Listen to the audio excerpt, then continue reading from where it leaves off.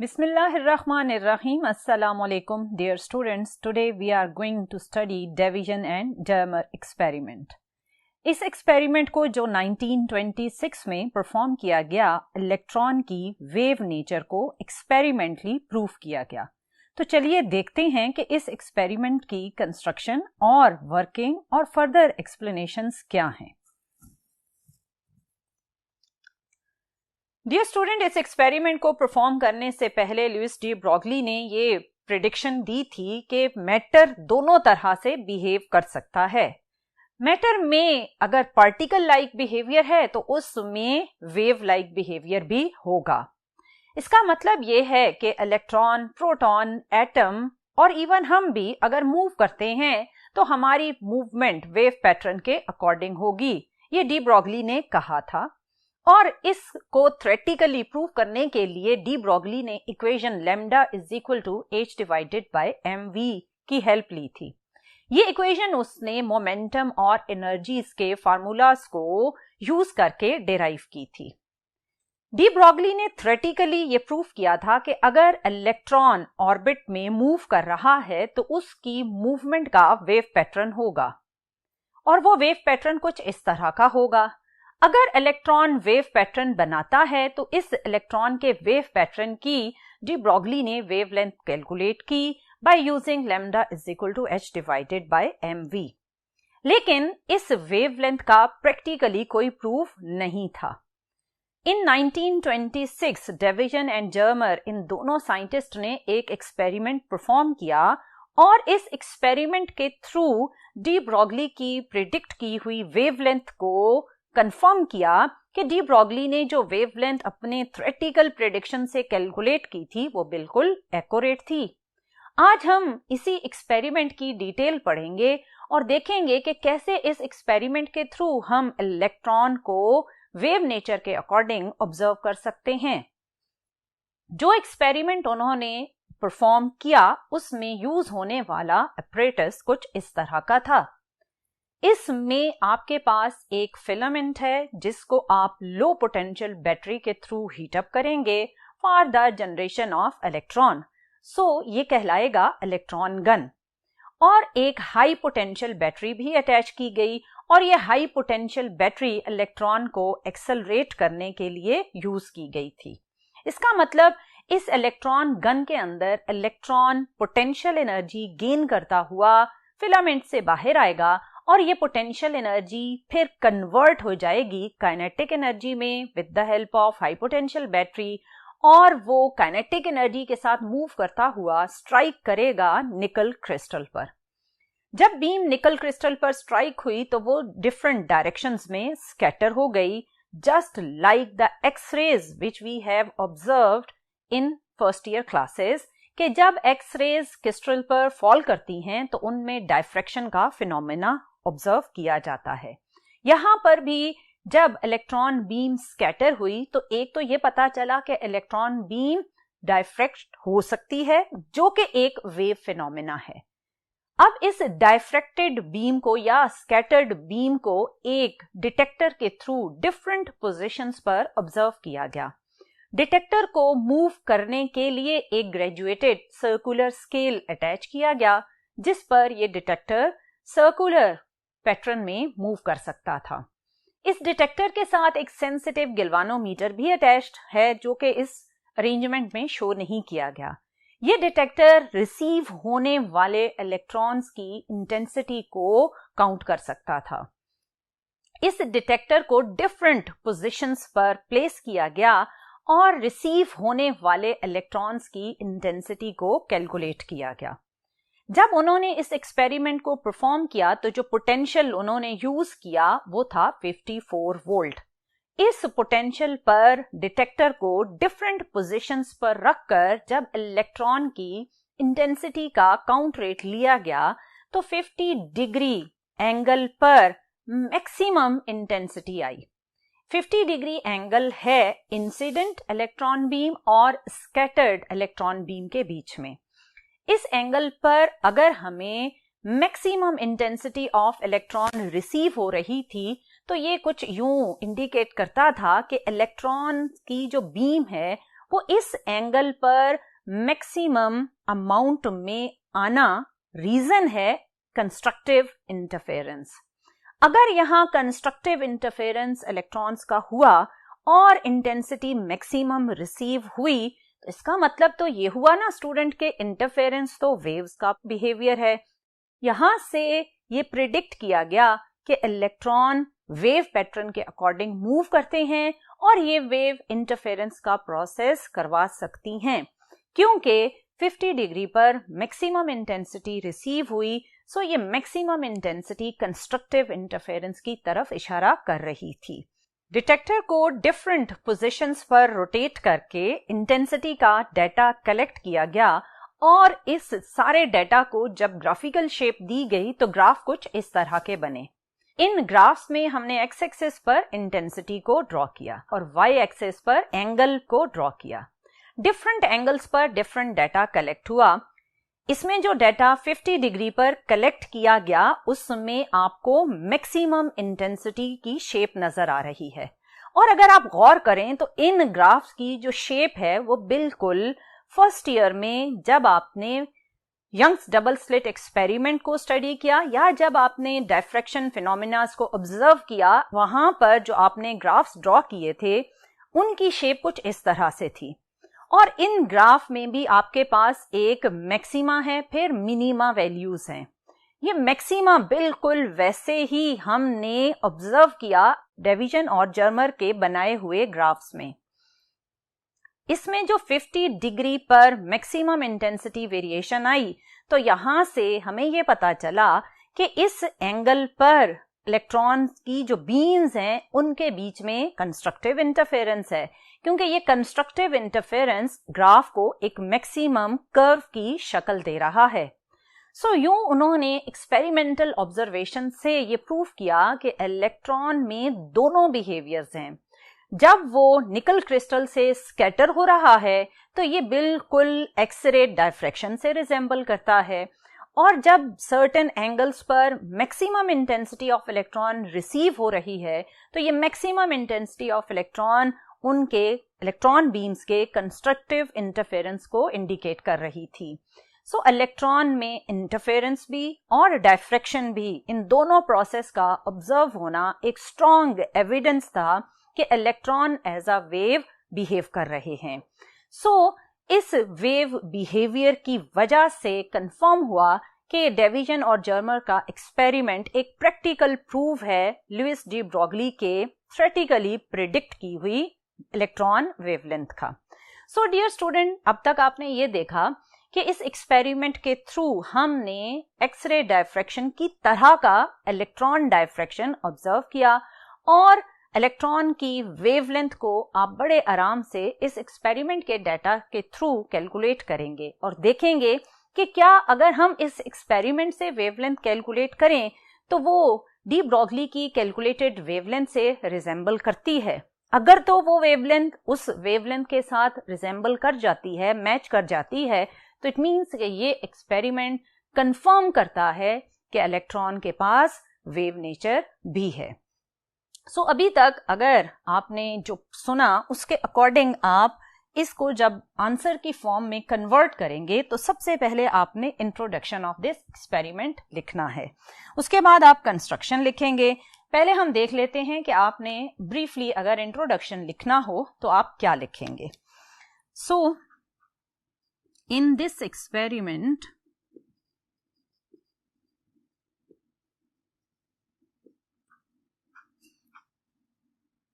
we observed wave nature of electron which was predicted by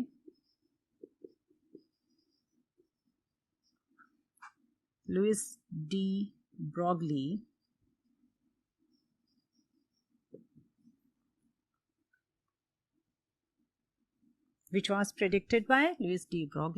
So electron can behave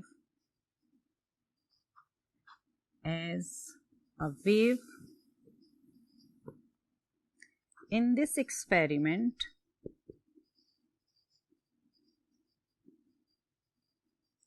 we observe diffraction and interference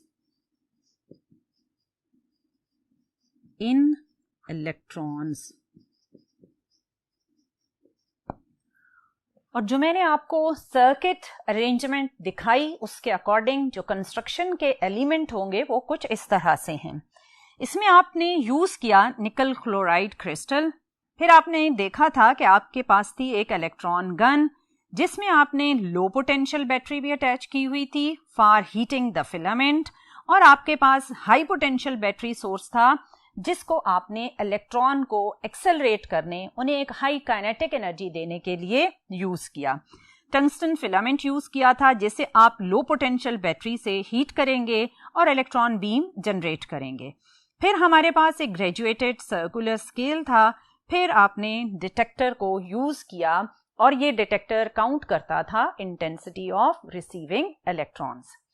so dear student, यहाँ तक तो आपने ये देखा कि आपने कैसे इस एक्सपेरिमेंटल अरेंजमेंट को अरेंज करना है और इसमें किस तरह डेवियन और जर्मर ने डिफरेंट एंगल्स पर डिटेक्टर को प्लेस करके इलेक्ट्रॉन का डाटा कलेक्ट किया और ये ऑब्जर्व किया कि इलेक्ट्रॉन में डायफ्रैक्शन के साथ साथ इंटरफेरेंस का फिनोमेना भी है.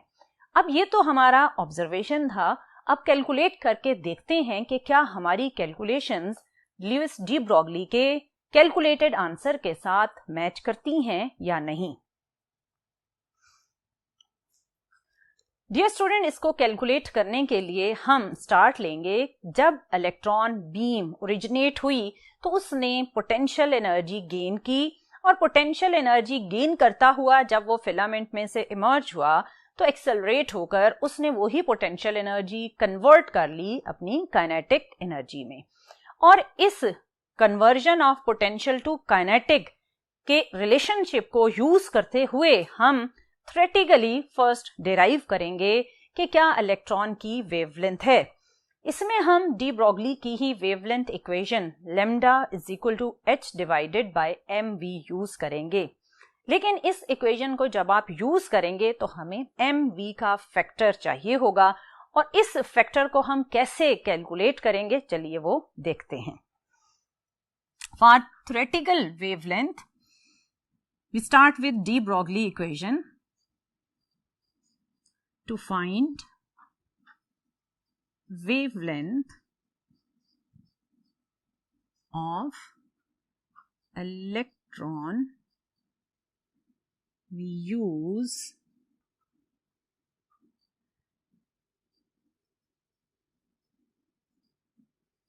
de Broglie equation lambda is equal to h divided by mv.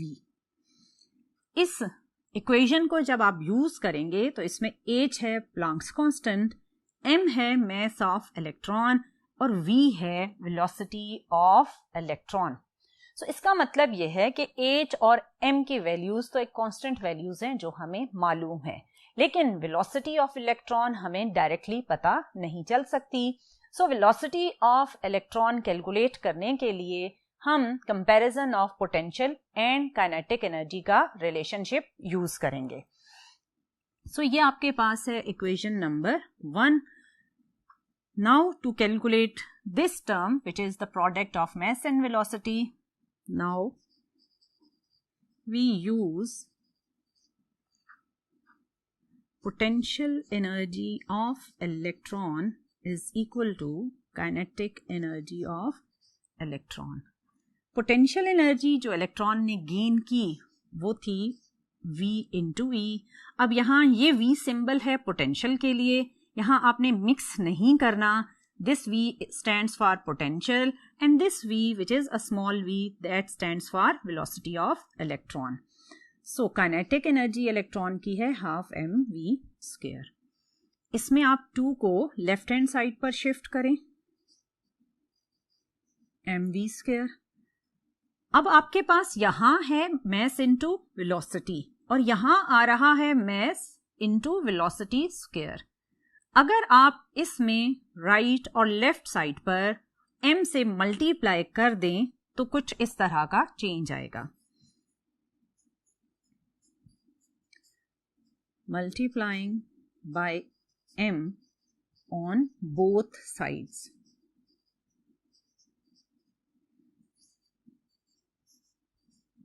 यहां m स्क्वायर हो जाएगा v स्क्वायर। अब आपने यहां पर सिंपली आपको मैस इनटू वेलोसिटी चाहिए, यहां आपके पास स्क्वायर भी आ रहा है, सो इस स्क्वायर को खत्म करने के लिए आप लिखेंगे by taking square root on both sides.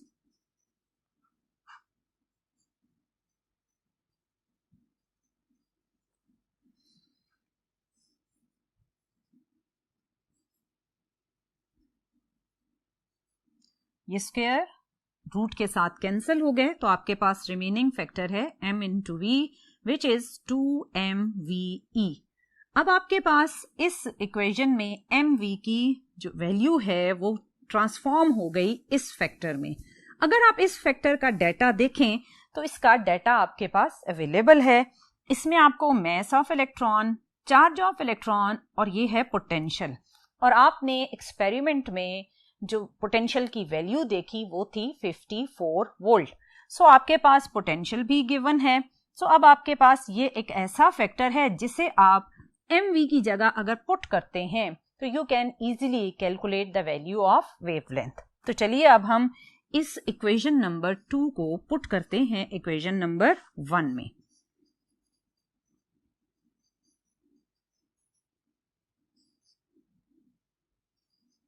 जब आप ये वैल्यू 1 में पुट करेंगे तो आपके पास कुछ इस तरह का चेंज आएगा। Lambda is h divided by mv को आपने इस फैक्टर से रिप्लेस कर दिया।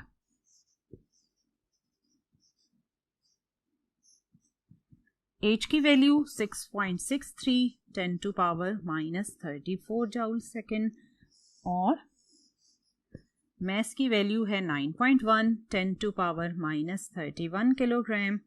पोटेंशियल है आपके पास 54 और इलेक्ट्रॉन का चार्ज है 1.6 into 10 to power -19।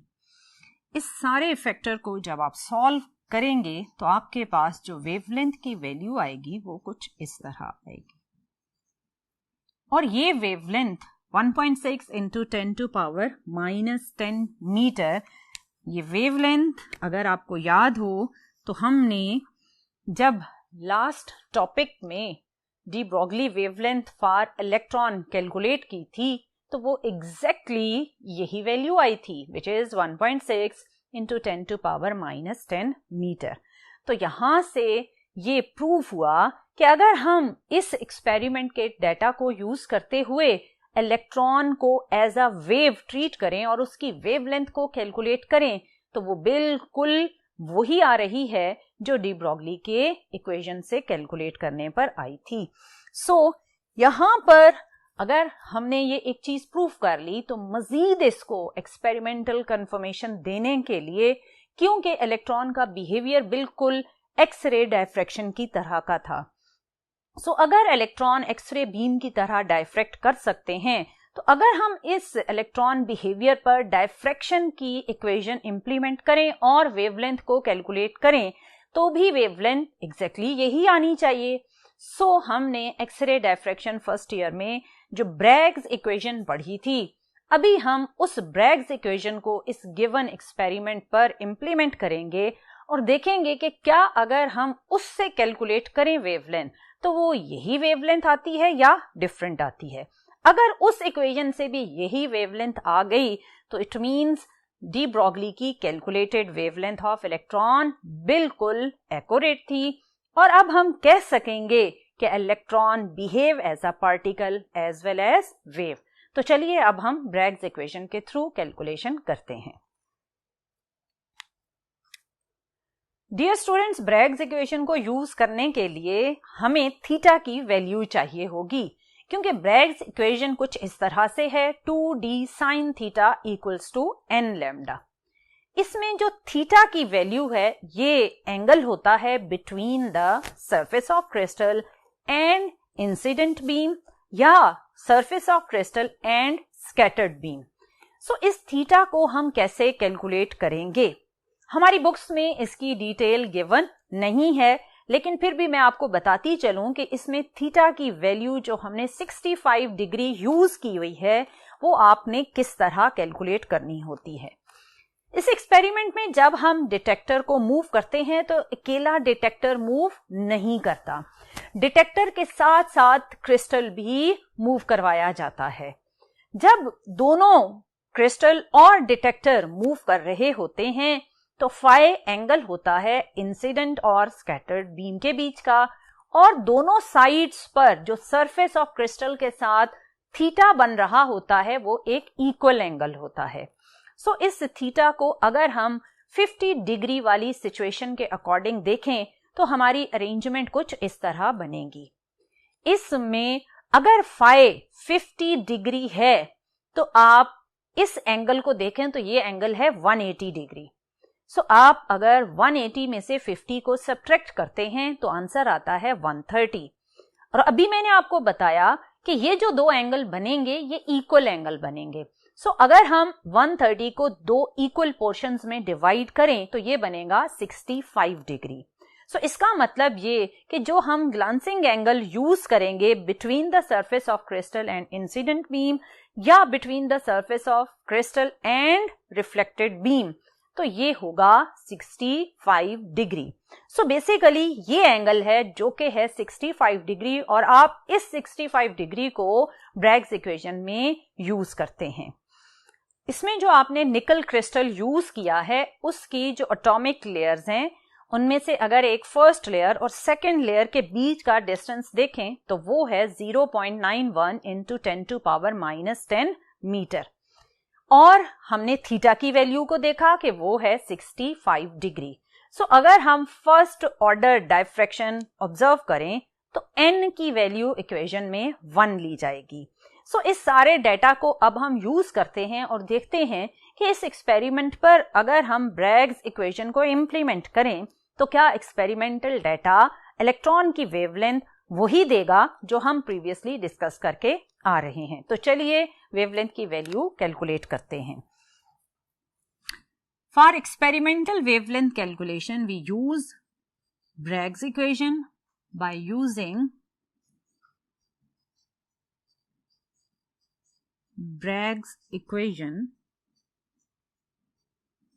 which is 2d sin theta is equal to n lambda. इसमें मैंने अभी आपको डिटेल समझाई कि how you will calculate theta and what is d. In nickel crystal,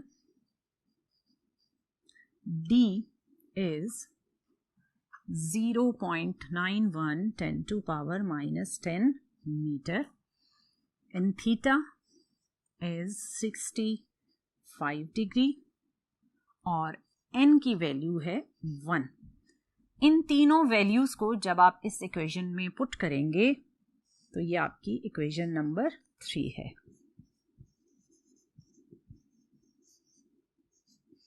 Putting values in equation 3 to d की value है 0.91 10⁻⁻10 metre